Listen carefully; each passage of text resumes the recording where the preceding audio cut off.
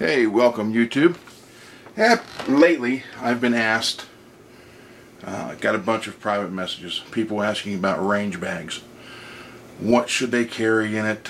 What do I carry in it? Because there's so much things you can carry.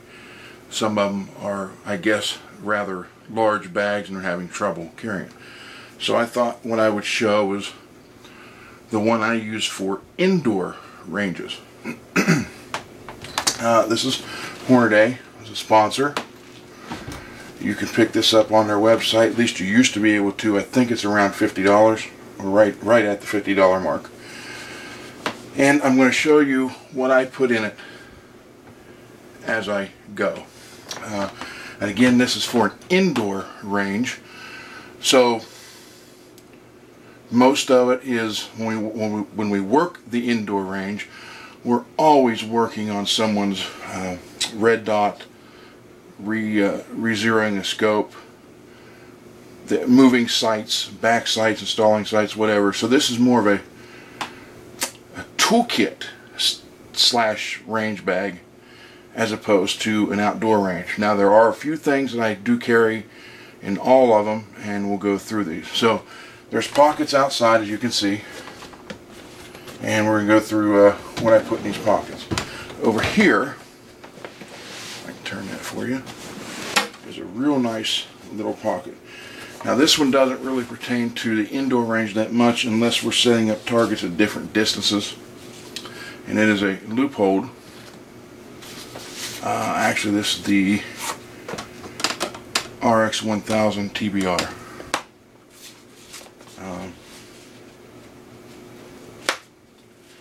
I bought this some time ago. Love this thing. So it actually fits perfectly in that little pocket. And this also goes in the outdoor ranges, obviously, but it works perfect all the way around. And this little bag has the ideal pocket for it. Then that takes us to this next pouch, outside pouch, and in that I will carry an old school bore sighter. This is I think, an old Bushnell. I've had this since the 80s. So I will, and I stand it up this way inside the bag for more room. And then I also have a Crimson Trace, which is a sponsor. This is a cleaning kit for lasers and little lights, mounted lights. So that goes in here, standing up that way, which leaves more room for a couple other things, we'll see. This more or less pertains to outdoors altogether, but as far as humidity readings and everything go, it works great on the indoor. It's a Kestrel 4000, basically portable weather station. Love this thing. Measure wind, temperature, humidity, wind chill, everything. So that goes in there. Then I also throw in a laser bore sighter and all the adapters. That goes in. And even this is a Benchmade tool. Benchmade is also a sponsor, but if someone wants a knife sharpened, that's obviously there. But what I like about it is you have all those Torx bits, even the real small size ones, and then you have screwdriver and Allen. So if you don't have it in your little toolbox, this might have it. So that all goes right in here, and that stays in this pocket. Everything fits nice. It's out of the interior of the bag. It's out of the way. Now also, as far as the outside goes, safety glasses, they go in that pocket there. This pocket I actually leave empty for the brass that I shot that particular day. I put in there. And then little lights will mount here. There's a longer bore light. This is actually a nice little tool to have. And I'll fold it up and it will go in one of these. And I just put the Velcro down over top of it. And then I'll also throw in a Sharpie marker and then a regular pen. So that's this side. Glasses in here, bullet or cases in here. We'll go over to this side, and I will add, like I said, this is a indoor range bag. So I have a little pouch of tools. You get some brass punches, various little screwdrivers, little hammer, pliers, wood dowel, stuff like that. And this is for any minor work, sight adjustment, replacement, whatever. And that goes in here along with a little leather pouch notebook I'll keep in there, and then I'll keep whose stuff I worked on, what I did to it, when. I keep record of it, so we just have an idea what's what. So that's pretty much the outside of the bag. And then inside, I will fill these. I don't use this too much at all. I will fill these with, one will have frog loop samples and one will have ballistol samples in it. And I have that ready to go. I'm going to give people stuff. And then, so now we'll get to the if you can see here, there's a back zippered pouch. In that, I will put frog lube. I will put ballistol, a real nice blue light oil from Benchmade will also go in that pouch, some adhesive, and a little polishing rag and flitz will go in there. I'll throw in some batteries. Let's see, the 2016s, 2032s. You know, like I said, it's indoor range, and usually someone battery dies in their optic, and no one ever carries any extra, and I get them at a really good price. So I always carry, you know, the three most popular ones. I carry at least two of each of those for them. And then also two scope cleaners, sight cleaners, little brushes, bigger one, the smaller one, also with a little brush. That will stay in there, in that zipper part, along with a couple brushes, a green laser, and how well you can see it, a green laser. This is it. We have a ransom rest we use at the club, and this is great. You stick this on the barrel of the gun and you can get it going, get it sighted in real quick to get started. So all that stuff goes in that pouch along with the earplugs, and then it gets zippered up. Oh, and also got these, a knife, some Velcro, you never know what you need that for, and assortment of Allen wrenches. So that all gets in there and zipped up. As you can see, it doesn't go nowhere, and I know where it's at. So then we'll get into ammo that I'm going to use for the night. We'll go in there. May throw in a laser, extra laser. I also, this is a lot of times, a lot of people don't realize this, how loud it really is in indoor range. So I have this decibel meter I keep in there. And when people ask, I can tell them what the decibels are. And then I throw this in. It's actually goes on your belt, and I can throw the headphones on here. My electronic headphones are in the other bag. I actually have 9 different range bags. Again, this one's more geared towards our indoor club range where we do a lot of work on stuff for people.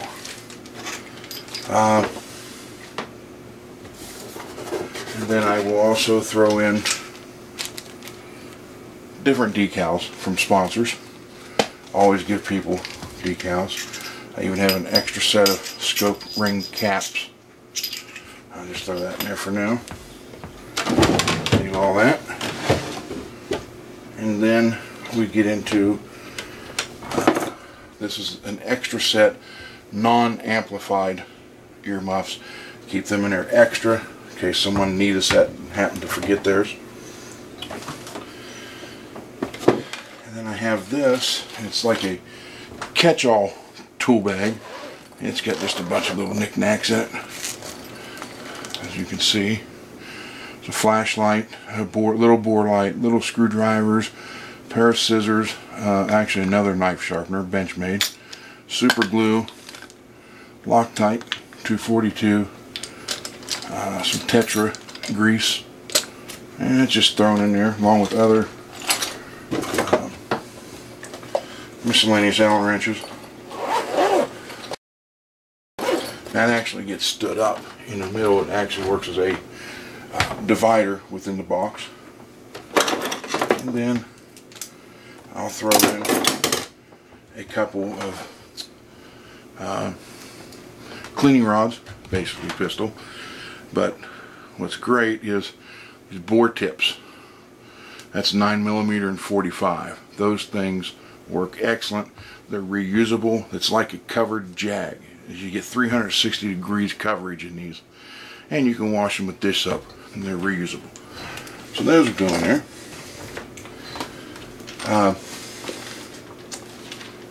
Bobster ballistic safety glasses. They always go in. And then, like I said, this is kind of a toolbox / range bag for the indoor range. And I got a cheap set of Winchester bits, a screwdriver, that'll go in there. Also staying on end, this is a separator. And then I got a few cloth, lead remover, and a silicone cloth go in there. This is an old wool patch that cut out, and it's great for spreading oils and stuff like that. And then we get into, here's a Glock and a holster. That'll go in, and then here's a Kel-Tec P11 9mm. It goes in, and then I'll throw in a microfiber cloth, which if you buy the Frog Lube kit, you should get a cloth with it. And then what I like to throw in now is this Midland XTC 350 Full HD camera. This is actually the waterproof case. I just put it in there to protect it. I'm going to take the camera out of the case, screw this on the camera, and wear it on a hat, and it works great for recording action shots of actually shooting stages or at the indoor range. We actually set it up for IDPA indoor range, and it's all filmed. So it's great to have. And let's see. Oh, a little pair of gloves. They're real tight. And then I'll even throw in some, not actually skateboard tape, but it's real close to it, grip. And I've cut grips out for people. I cut them out, put them on this Kel-Tec. So I've done that a few times for other people's guns, and they like it. So I'll leave that in there. Like I said, this is kind of a working bag. That's pretty much it. Oh, I don't have the other one in here, but I'll throw the Glock cheapo version of a mag loader. Some people need it, some don't. I just toss that in the bag. So that's pretty much the indoor range bag as I use it. And again, and I'll also roll this cleaning mat up and put it in top too. So that's pretty much the indoor range bag. Obviously outdoor bags will be a lot different, a lot more different things. If I'm shooting excuse me, an indoor pistol match only, there's things in a different bag. 3-gun match, you have a real big bag to cover everything.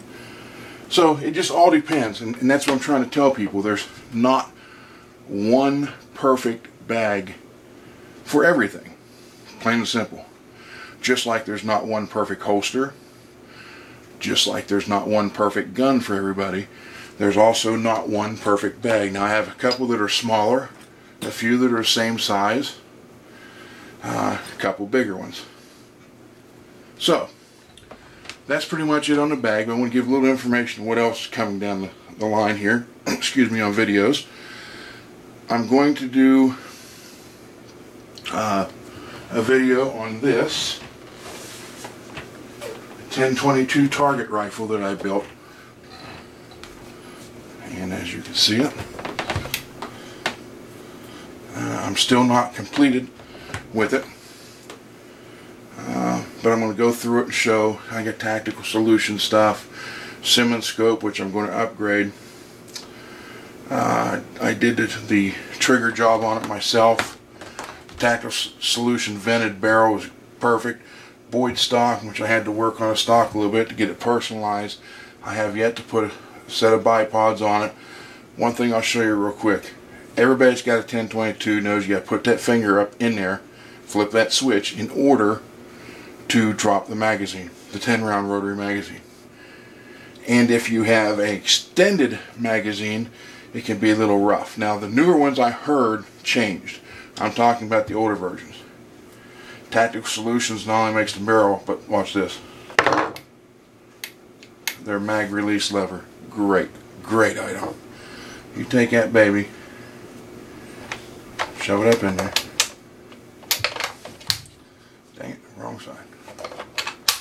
And then just gravity comes out, pulls it out. So I'm going to watch for a nice video on this. I'm actually building it for one. And then I'm even, with all this talk about shotguns